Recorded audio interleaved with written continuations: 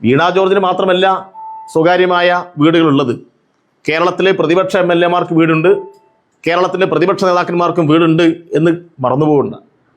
അതുകൊണ്ട് ഇങ്ങനെ തെരുവിലിറങ്ങി ഞങ്ങളുടെ മന്ത്രിമാരെയും ഈ ഗവൺമെൻറ് ഭാഗമായി നിൽക്കുന്ന ആളുകളെയെല്ലാം ആക്രമിക്കാനാണ് പുറപ്പെടുന്നതെങ്കിൽ ശക്തമായ നിലയിൽ ജനങ്ങളെ അണിനിരത്തി പ്രതിരോധിക്കാൻ DYFI തയ്യാറാവും എന്നാണ് ഈ സന്ദർഭത്തിൽ പറയാനുള്ളത്.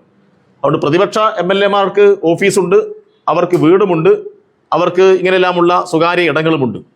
അവിടേക്ക് ഞങ്ങളെ കൊണ്ട് മാർച്ച് ചെയ്യിപ്പിക്കാൻ ഇടയാക്കരുത് എന്നാണ് യൂത്ത് കോൺഗ്രസിനെ ഓർമ്മിപ്പിക്കാനുള്ളത്. DYFI സംസ്ഥാന സെക്രട്ടറി VK സനോജിന്റെ വാക്കുകളാണ് നിങ്ങൾ കേട്ടത്.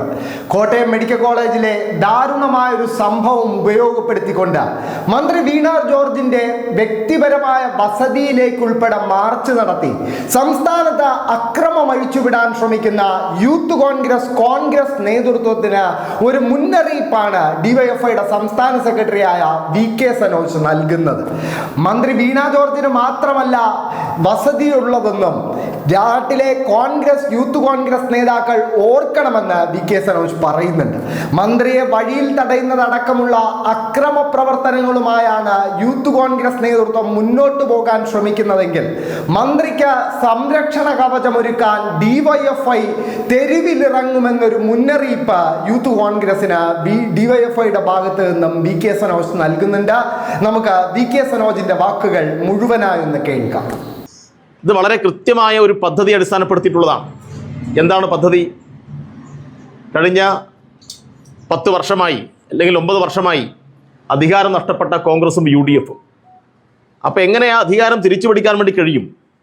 അതിന് ചില സംഭവങ്ങളെ പർവ്വതീകരിച്ച് അതിനെ അടിസ്ഥാനപ്പെടുത്തിയൊരു വിമോചന സമരത്തിൻ്റെ മാതൃകയിൽ ഒരു സമരം വളർത്തിയെടുക്കാൻ വേണ്ടി കഴിയുമോ എന്നാണ് കോൺഗ്രസ് ആലോചിക്കുന്നത്. അതിൻ്റെ തുടർച്ചയിലാണ് ആശമാരെ രംഗത്തിറക്കി ഒരു ഇടപെടൽ നടത്തിയത്. നിലമ്പൂരിൽ അതാണ് കണ്ടത്. ഇപ്പോൾ കോട്ടയത്തെ സംഭവത്തെ മുൻനിർത്തിയിട്ടും അതാണ് കേരളത്തിൽ അരങ്ങേറിക്കൊണ്ടിരിക്കുന്നത്. ഇതൊരു കാരണവശാലും അനുവദിക്കാൻ പറ്റുന്ന ഒരു കാര്യമല്ല. ഇത് കനകോലു ആവിഷ്കരിച്ച 2026 കോൺഗ്രസിൻ്റെ തെരഞ്ഞെടുപ്പ് തന്ത്രത്തിൻ്റെ ഭാഗമായിട്ടാണ് ഇതെല്ലാം ഇവിടെ അരങ്ങേറുന്നത് എന്ന് പ്രബുദ്ധരായിട്ടുള്ള കേരളത്തിലെ ജനങ്ങൾ മനസ്സിലാക്കേണ്ടതുണ്ട്. അതുകൊണ്ട് കനകോലുവിൻ്റെ ഇലക്ഷൻ തന്ത്രമൊന്നും കേരളത്തിൽ ഏസാൻ വേണ്ടി പോകുന്നില്ല എന്നതിൻ്റെ പ്രഖ്യാപനം കേരളത്തിൽ അതിശക്തമായി DYFI ഉയർത്തും എന്നാണ് പറയാനുള്ളത്. ഇന്നിപ്പോൾ ആരോഗ്യമന്ത്രി വീണ ജോർജിൻ്റെ പത്തനംതിട്ടയിലെ വീട്ടിലേക്ക് മാർച്ച് നടത്തി എന്നാണ് അറിയാൻ വേണ്ടി കഴിഞ്ഞത്. വീണ ജോർജിന് മാത്രമല്ല സ്വകാര്യമായ വീടുകളുള്ളത്. കേരളത്തിലെ പ്രതിപക്ഷ MLA മാർക്ക് വീടുണ്ട്, കേരളത്തിലെ പ്രതിപക്ഷ നേതാക്കന്മാർക്കും വീടുണ്ട് എന്ന് മറന്നുപോകുന്നുണ്ട്. അതുകൊണ്ട് ഇങ്ങനെ തെരുവിലിറങ്ങി ഞങ്ങളുടെ മന്ത്രിമാരെയും ഈ ഗവൺമെൻറ് ഭാഗമായി നിൽക്കുന്ന ആളുകളെയെല്ലാം ആക്രമിക്കാനാണ് പുറപ്പെടുന്നതെങ്കിൽ ശക്തമായ നിലയിൽ ജനങ്ങളെ അണിനിരത്തി പ്രതിരോധിക്കാൻ DYFI തയ്യാറാവും എന്നാണ് ഈ സന്ദർഭത്തിൽ പറയാനുള്ളത്. അതുകൊണ്ട് പ്രതിപക്ഷ MLA മാർക്ക് ഓഫീസുണ്ട്, അവർക്ക് വീടുമുണ്ട്, അവർക്ക് ഇങ്ങനെയെല്ലാമുള്ള സ്വകാര്യ ഇടങ്ങളുമുണ്ട്. അവിടേക്ക് ഞങ്ങളെ കൊണ്ട് മാർച്ച് ചെയ്യിപ്പിക്കാൻ ഇടയാക്കരുത് എന്നാണ് യൂത്ത് കോൺഗ്രസിനെ ഓർമ്മിപ്പിക്കാനുള്ളത്. അതുകൊണ്ട് തെരുവിലാകെ കലാപം അഴിച്ചുവിട്ട് അങ്ങ് ഇല്ലാതാക്കി കളയാം, ആരോഗ്യമന്ത്രി അങ്ങ് രാജിവെപ്പിച്ച് കളയാം എന്ന വ്യാമോഹമൊന്നും വേണ്ടതില്ല.